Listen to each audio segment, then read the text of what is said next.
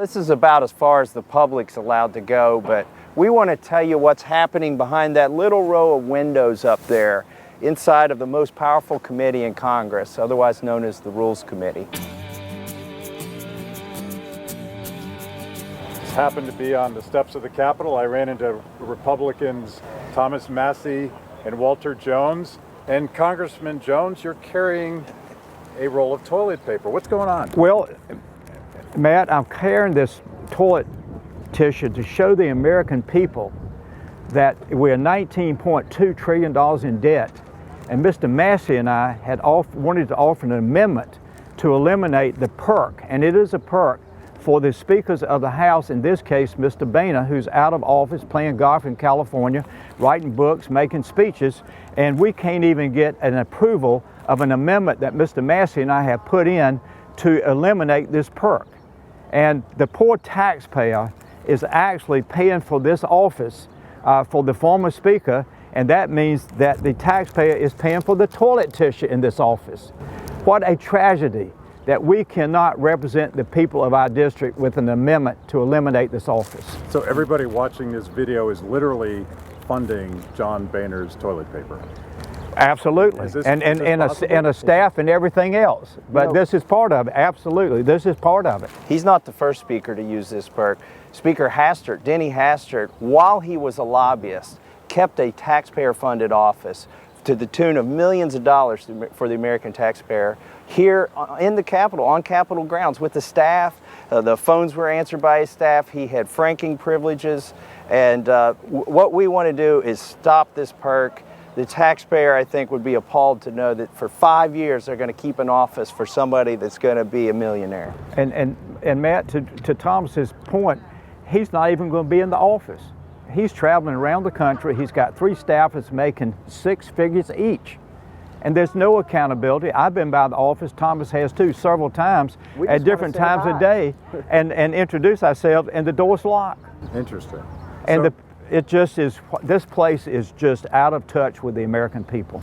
So these windows right up here, what you guys are really doing is shedding light on the tyranny of the rules. Few people understand that it's a handful of congressmen and women who really control everything that you guys get to vote on. Yeah, we're trying to peel back the onion so that the American public can see what's happening. You know, those windows up there, that's where the Rules Committee meets. Now, we got this handy little book here called the House Rules. In fact, it was written by Thomas Jefferson, the first version. But every day we've been in Congress, they take this rule book, they shove it over in the corner, and they say, let's write a new set of rules for every bill that comes to the floor of the House of Representatives. And what that allows the Speaker to do, because he has supermajority control over the Rules Committee, is be the gatekeeper on whose amendments make it to the floor and whose amendments don't. Now, Walter and I had this amendment to cut out the Speaker's office. Is it any, after he's the Speaker, right, the ex-Speaker's office, is it any surprise that the Speaker's committee that controls everything would not let this amendment come to the floor on a germane bill that has to do with funding the legislative branch? Now, recently, Speaker Ryan cracked down on the process even more than Speaker Boehner. You know, when Speaker Boehner was here, any member of Congress, Republican, Democrat, could go to the floor and offer an amendment to cut spending on an appropriations bill. What Speaker Ryan said is, that's too dangerous. Democracy is a dangerous thing, letting the representatives represent their people. So what we're going to do is we're going to run every amendment past his committee now, and he gets to pick and choose. Now, he says it's to protect Republicans from Democrats, because we had this contentious amendment recently on LGBT executive order. But I don't think it's to protect Republicans from Democrats. I think he's doing it to protect Republicans from conservatives, like Walter and I. So the answer has to be to let people know that this old system where the new boss is just like the last boss, the closed doors, the secret meetings, the handful of people controlling everything, the only way to fix that is for people to know that this system is that corrupt, to let people start to understand how the process needs to work moving forward.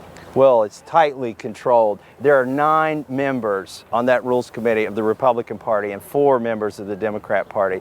The Republican members are hand-selected by the Speaker. They were selected by Speaker Boehner. He, in fact, if they didn't fall in line, he would kick them off. He kicked 2 off right before he left. I remember And Matt, truthfully, when we made our appearance trying to get our amendment approved for debate regarding the John Boehner and any speaker, quite frankly, having 5 years to have an office paid for by the taxpayer, we actually had the Democrats, the minority party, they agreed with us that we should get our amendment on the floor. Not so much that they agreed with the amendment, but we should have a right to bring it to the floor.